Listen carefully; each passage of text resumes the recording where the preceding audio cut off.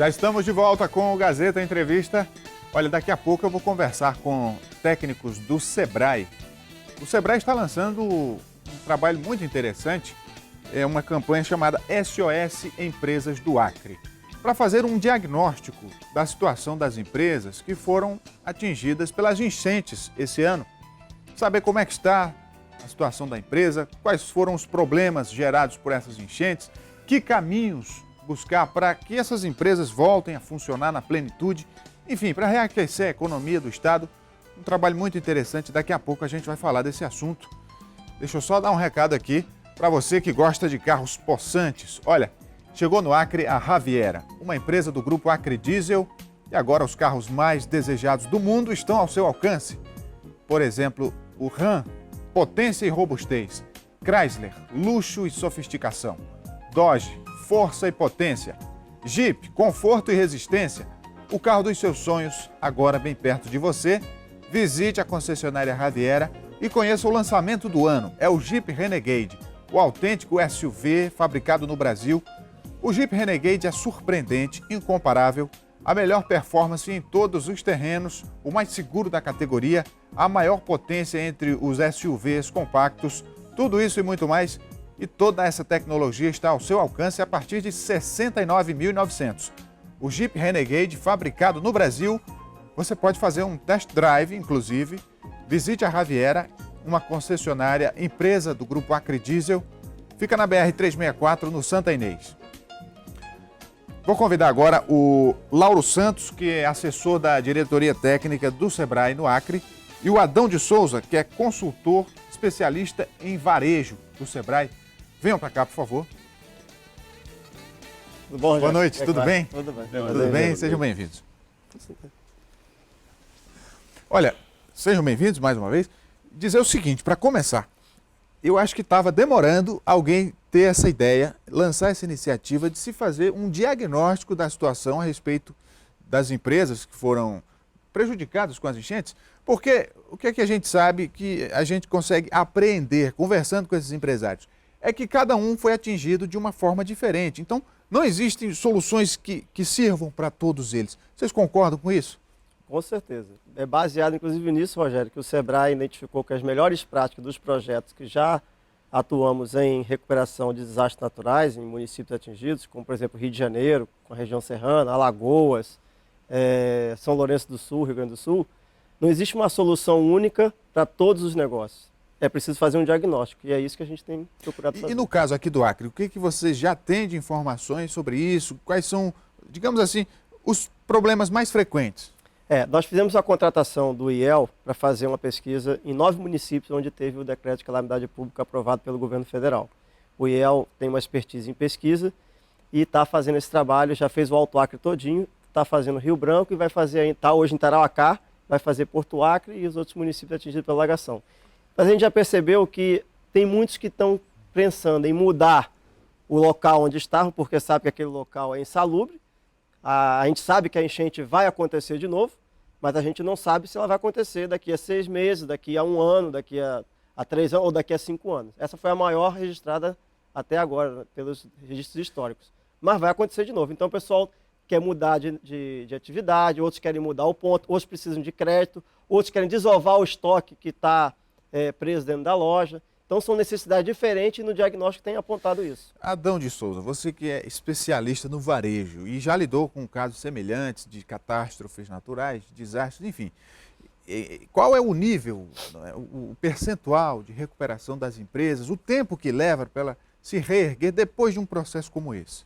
Novamente a resposta é parecida com a dele. Vai variar de situação e de tipo de sofrimento, de impacto que ele sofreu. Tem empresas que sofreram impacto direto da água, vamos dizer assim, que impediram a possibilidade de fazer negócio. Outras sofreram impacto decorrente disso. Os clientes que vinham comprar pararam de comprar. Então, vai depender muito nessa hora de que eles recebam orientação adequada, além do apoio, além do suporte, eles precisam receber uma orientação adequada nisso, que é o trabalho que nós estamos fazendo aqui em Rio Branco. Nós estamos visitando todos os mercados, são 44 mercados na cidade, para exatamente identificar aonde eles precisam melhorar, o que eles podem aproveitar, que oportunidades eles têm não percebidas, né, porque essa é uma forma de se aproveitar essa crise, esse momento dramático, né, para você criar oportunidades para essas pessoas que têm um instrumento de realização, um instrumento de geração de receita, mas que às vezes não consegue aproveitar da melhor forma. E muitas empresas são microempresas. E como é que você avalia o impacto disso para a economia de um estado como o nosso? Se você pegar no caso nosso aqui, que eu estou trabalhando, vou te responder sobre o Rio Branco. Rio Branco. São 1.189 empresas que estão nesses ambientes. Então, se você imaginar que cada uma dessas pessoas, dessas empresas, pode gerar um emprego novo, já é um impacto extraordinário para a cidade. Então, quando essas são micro, bem menos que micro às vezes, né? Quer dizer, na linguagem do Sebrae, seria até meio, vamos dizer assim, né? Alguns informais mesmo, né? Mas são pessoas que elas, quando estão em atividade com o resultado satisfatório, elas geram resultado para a economia como um todo, por quê? Porque é menos um desempregado, é mais uma pessoa com receita, é mais um emprego que ele gera, e esse impacto fica muito grande quando você soma, porque não se faz ideia quando você anda pela cidade que você tem 44 mercadinhos. Isso me surpreendeu, inclusive. Exatamente. Né? A gente conhece alguns, mas se for avaliar no contexto geral. Ô, Lauro, e em relação às respostas que esse diagnóstico vai oferecer, o que já tem de medidas práticas? Nós já percebemos que em alguns municípios está havendo necessidade de a gente entrar com atividades de fomento, aquecimento da economia local. Por exemplo? Nós, por exemplo, já realizamos a Expolândia, que foi um sucesso, realizamos o Liquida Sena, realizamos o Expo Sibéria e vamos realizar ainda outros eventos em alguns municípios. Né? Esse projeto também apoiou a Expo Acre, né? E a Prefeitura também é uma parceira nossa, encomendou essa pesquisa para a gente tentar melhorar e revitalizar, né, os mercados públicos, municipais e as feiras.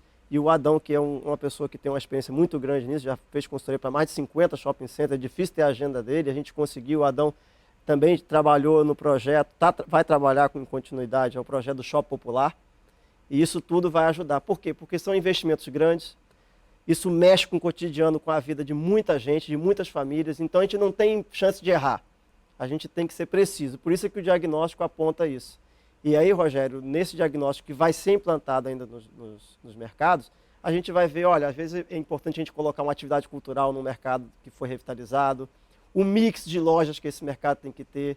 Olha, por que a gente não põe, às vezes, uma casa lotérica, um correio, um salão de beleza, um sapateiro? Então, o Adão tem esse olhar clínico, a gente já visitou mais de 8 mercados de segunda-feira para cá, e ele está verificando essa possibilidade do que dá para fazer em cada um desses mercados. E eu quero já aproveitar o gancho para falar do seguinte, a melhoria contínua do processo de atendimento, de satisfação do cliente, porque uma coisa que se percebe, ainda falta aqui no Acre um pouco a cultura do empresário, seja micro, seja grande, de que ele está no mercado para atender uma necessidade do consumidor, para resolver um problema que o consumidor tem e ser remunerado por isso, obviamente. E às vezes se tem a cultura de que ganhar dinheiro é esperteza, é enganar, e que não é assim, né? Para você se sustentar no mercado, você tem que ter um resultado. Como é que vocês veem isso? Essa situação, Rogério, é importante pelo seguinte, na verdade não é uma característica do Acre especificamente, eu gosto sempre de deixar isso muito claro.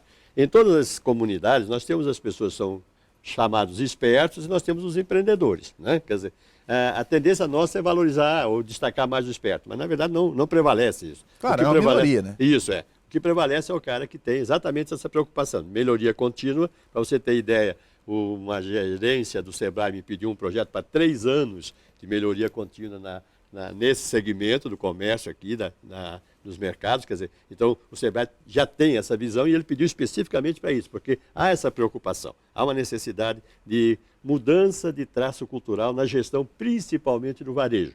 O varejo tem maior dificuldade em implementar esse processo continuado. Entende? Ele é muito sazonal, você sabe disso, né? Quer dizer, então, em certas épocas tem melhores resultados, se investe mais. Em épocas de menor resultado, se investe menos. Não é isso? Mas acredito eu que as pessoas começam a perceber que não há como sobreviver sem haver um investimento na melhoria do relacionamento com o consumidor. Hoje se tem muitas alternativas de consumo, né? Quer dizer, então... A concorrência é grande. A concorrência é cada vez maior. Quem cativa o cliente sai em vantagem. Né? Quer dizer, então, é muito importante estimulá-los à criatividade, estimulá-los à inovação, né? Entender que não é uma atividade fácil. As pessoas normalmente pensam que Ter uma loja, ser comerciante, prestar um serviço é uma coisa fácil. E não é, requer muito conhecimento.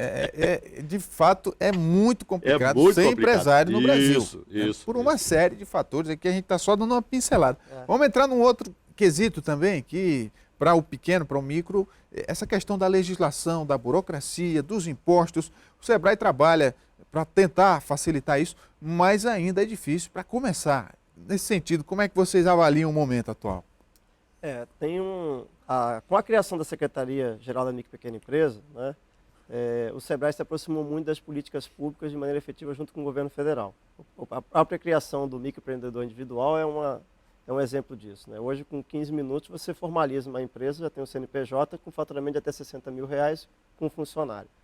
Existem diversas ações de políticas públicas, né, que o Sebrae tem incentivado, vários projetos, que é o Simples Nacional, e a simplificação até do próprio Simples Nacional, fazendo com que esse tempo, essa burocracia, essa legislação, seja mais fácil para quem quer fechar, como também para quem quer abrir uma nova empresa.